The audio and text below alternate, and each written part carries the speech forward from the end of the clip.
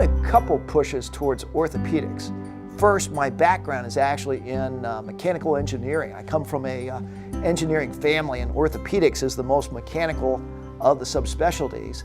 And the other thing is that early on in my career while I was in college, I actually was involved in the original research team that developed ACL reconstructions. And so I was on that research team and was exposed to orthopedics. And I tried to keep an open mind to see if there was anything else that I liked, but I always tended towards orthopedics. That was my favorite. My communication style has changed. When I first got into practice, I thought it was important to kind of impress the patients with what I know, and I found that that wasn't the case. Most people want to know, one, that you're listening to them, and two, that you're going to take care of them. So I actually prefer to have kind of a conversational type approach to them. I want them to feel comfortable, you know, that we can joke and laugh and stuff during that time, and that they feel comfortable telling me things so that I can help them out. I have been able to try to advance the field of total joints. I was actually one of the first people in the United States to start doing minimally invasive joint replacements, and we've had a lot of other things too. When I came to Vegas here, I actually brought with me new techniques for pain management for doing nerve blocks that they hadn't been doing previous to that. I've been very fortunate that my patients are very comfortable, and I've been doing these methods for over a decade. I also was the first person here in the city to start using a new medication that cuts down on post-operative bleeding.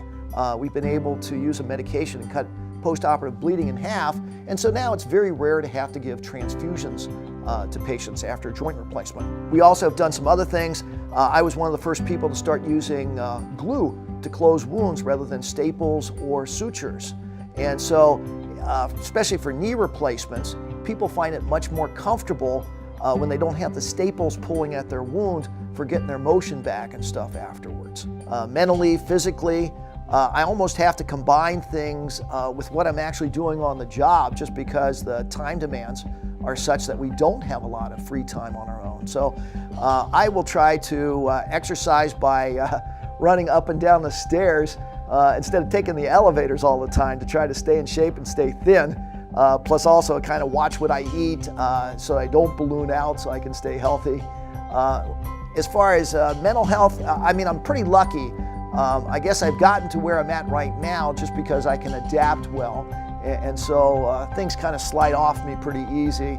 And so I don't get riled up as much as what most people do. My philosophy on things as far as orthopedics is generally that surgery is a last resort.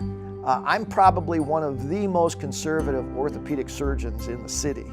I would say at least 90% of the people I see are treated non-operatively, so it's a very low percentage actually that I'm operating on.